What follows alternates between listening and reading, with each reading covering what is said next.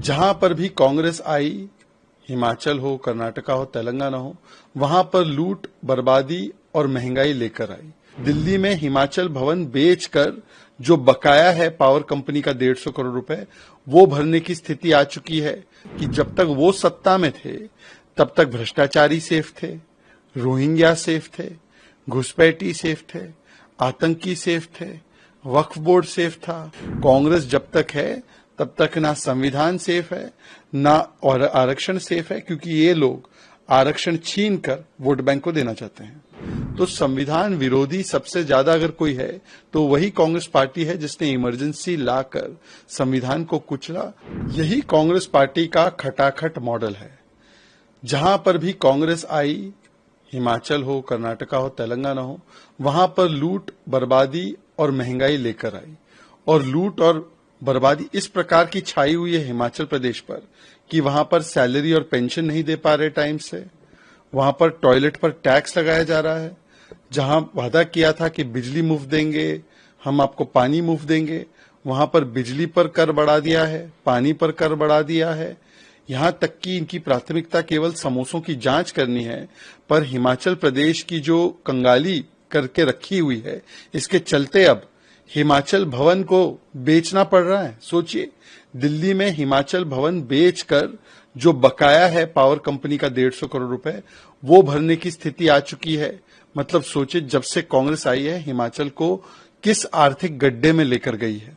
सवाल ये बनता है कि केवल हिमाचल नहीं, कर्नाटका में भी झूठी गारंटीज के नाम पर और जो लूट मचाया है मूडा वाल्मीकि स्कैम का, उसकी वजह से वहां की भी तिजोरी खाली कर दी है।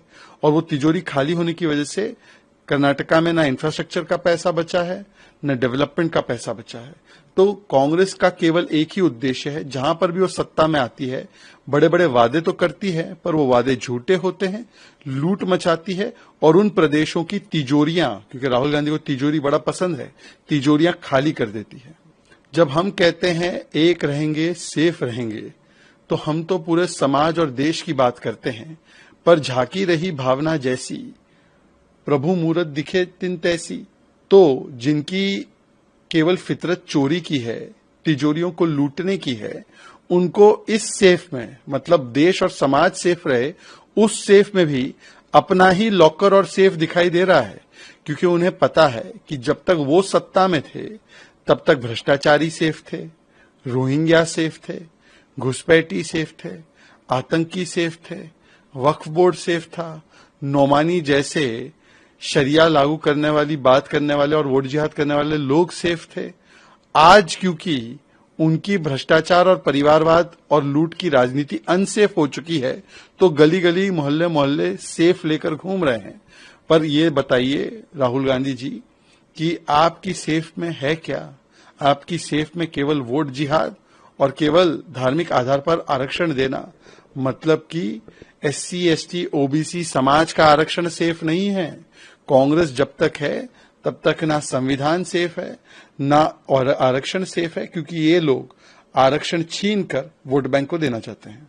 वन नेशन वन इलेक्शन हो, UCC हो, ये सारी चीजें संविधान में लिखी गई थी और संविधान में इसका प्रावधान भी था। और संविधान जब लागू हुआ तब इन्हीं चीजों पर हमारे संविधान के निर्माताओं ने बात रखी थी।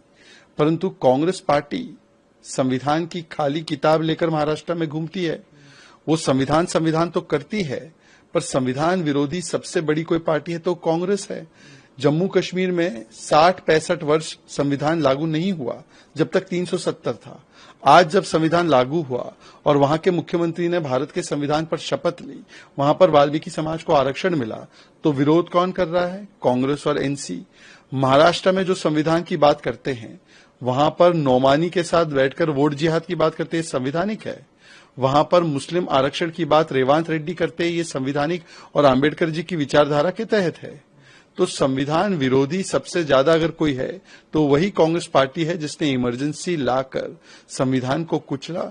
और आज भी वो कहती है कि मैं आरक्षण समाप्त कर दूंगी, चाहे नाना पटोले का बयान हो, चाहे राहुल गांधी का बयान हो। और संविधान विरोधी, दलित विरोधी, आंबेडकर विरोधी अगर कोई है तो ये कांग्रेस पार्टी। अभी तो उनके एक नेता नितिन राउत ने भी बोला कि जय भीम बोलने पर उनको मंत्रालय से निकाल दिया गया।